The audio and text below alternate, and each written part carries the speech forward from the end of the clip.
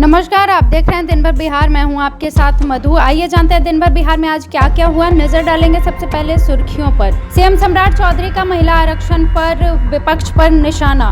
सम्राट चौधरी सीएम तो बन गए, लेकिन महिला आरक्षण बिल समझ में नहीं आ रहा, बोले तेजस्वी यादव। मंगल पांडे का बंगाल सरकार पर हमला। महिला आरक्षण बिल रोकने का टीएमसी कांग्रेस पर लगाए आरोप। मुकेश सहनी बोले बीजेपी ने महिलाओं की आंखों में धूल झोंका। नीति सही लेकिन लागू करने में खामियां, गरीब सबसे परेशान। शराबबंदी पर फिर बोले जीतन राम मांझी। पापा अभी भी है, घबराइए मत, बिहार की जनता से निशांत की अपील। नीतीश कुमार की बैठक का बदला स्थान। अक्षय तृतीया के दिन पटना में दिन दहाड़े ज्वेलरी शॉप में 20 लाख की लूट। पटना में 20 अप्रैल को नहीं चलेंगे ऑटो और ई रिक्शा। बिहार में लू की चेतावनी। अब खबरें जानेंगे विस्तार से। भाजपा मुख्यालय में मुख्यमंत्री सम्राट चौधरी ने प्रेस वार्ता कर नारी शक्ति और आरक्षण के मुद्दे पर विपक्ष पर तीखा हमला बोलते हुए कहा कि महिलाओं के हक का खुला अपमान हुआ है और विपक्षी दलों ने मिलकर उनके साथ सियासी धोखा किया है। सीएम ने आरोप लगाया कि राष्ट्रीय जनता दल, कांग्रेस और अन्य विपक्षी दलों ने महिला आरक्षण बिल का समर्थन नहीं किया, जबकि नरेंद्र मोदी देश की महिलाओं को उनका हक दिलाने के लिए प्रतिबद्ध थे। उन्होंने सवालिया लहजे में कहा, बताइए एक आम और साधारण महिला आखिर कब तक संसद पहुंचेगी। सम्राट चौधरी ने राजद आरक्षण विरोधी करार दिया है और कहा कि यह लड़ाई सिर्फ सियासत की नहीं बल्कि महिलाओं के सम्मान और उनके हक की है। 24 अप्रैल को बिहार विधानसभा का विशेष सत्र भी बुलाया गया है। महिला आरक्षण को लेकर सत्ता पक्ष के आरोपों के बीच नेता प्रतिपक्ष तेजस्वी यादव ने जोरदार पलटवार करते हुए मुख्यमंत्री सम्राट चौधरी और केंद्र सरकार पर तीखे सवाल दागे हैं। उन्होंने तंज कसते हुए कहा कि सम्राट चौधरी मुख्यमंत्री तो बन गए, लेकिन उन्हें यह समझ में नहीं आ रहा है कि महिला आरक्षण के नाम पर परिसीमन का खेल खेला जा रहा है।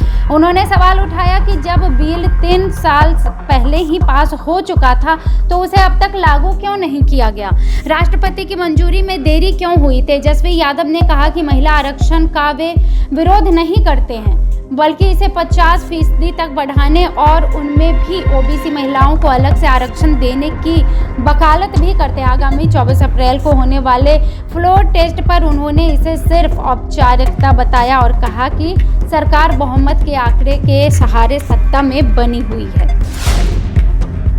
पश्चिम बंगाल भाजपा प्रभारी मंगल पांडे ने ममता बनर्जी के सरकार के खिलाफ कड़ा रुख अख्तियार करते हुए उन्हें निशाने पर लिया है। महिला आरक्षण बिल न पास होने का ठिकारा ममता पार्टी की टीएमसी पर फोड़ा है। बंगाल की निर्मम सरकार महिला विरोधी है। यहाँ महिलाओं के साथ हिंसक घटनाएं व अत्याचार के मामले देश भर में सबसे अधिक हैं। बंगाल की क्रूर सरकार के खिलाफ राज्य भर में जन आक्रोश है। अब बंगाल की जनता परिवर्तन के लिए तैयार है। पीएम मोदी के नेतृत्व में महिला आरक्षण को नई दिशा मिलती है, मगर ममता बनर्जी महिला विरोधी मानसिकता ने उन्हें रोक दिया। बंगाल की महिलाएं 33% आरक्षण चाहती थीं। टीएमसी का डर था उन्हें, अगर बंगाल की बेटियां बड़ी संख्या में विधायक और सांसद बन गई तो उनके महाजंगल राज का अंत हो जाएगा।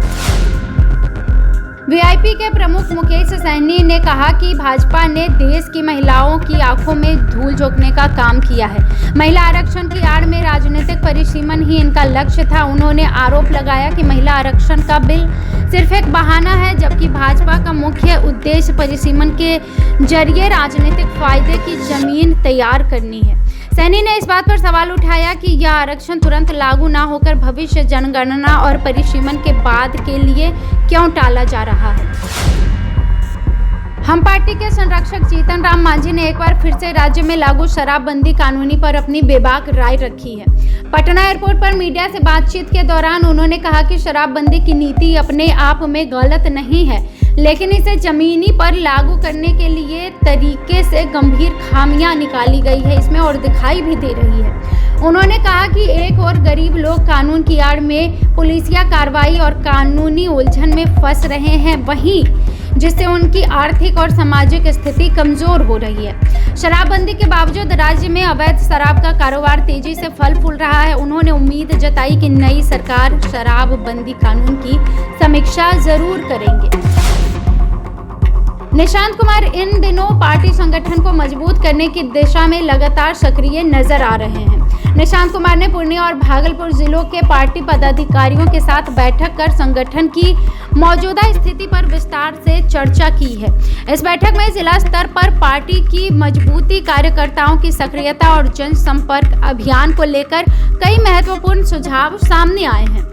उन्होंने लोगों से समर्थन और भरोसा बनाए रखने की अपील की है। निशांत कुमार ने एक बार फिर से कहा कि हमने पार्टी नेताओं से कहा है कि लोगों का विश्वास जीते। पिताजी ने जो 20 साल में काम किया है उसे जन जन तक पहुंचाना ही अब हमारा लक्ष्य है और उन्हें लोगों को घबराने की कोई ज़रूरत नहीं है।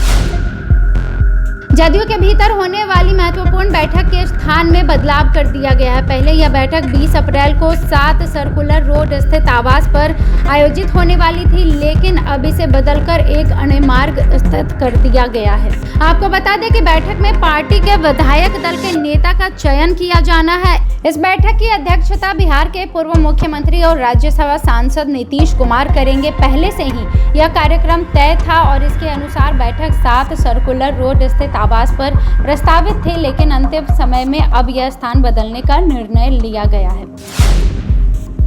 पटना के रामकृष्ण नगर इलाके में स्थित श्री लक्ष्मी अलंकार ज्वेलर्स में दिन दहाड़े बड़ी लूट हुई है।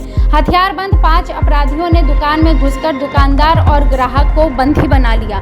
अपराधियों ने करीब 15 से 20 लाख रुपए के मूल्य के सोने चांदी के जेवरात और नकदी की लूट कर ली है। आपको बता दें कि विरोध करने पर दुकानदार के साथ मारपीट भी की गई है।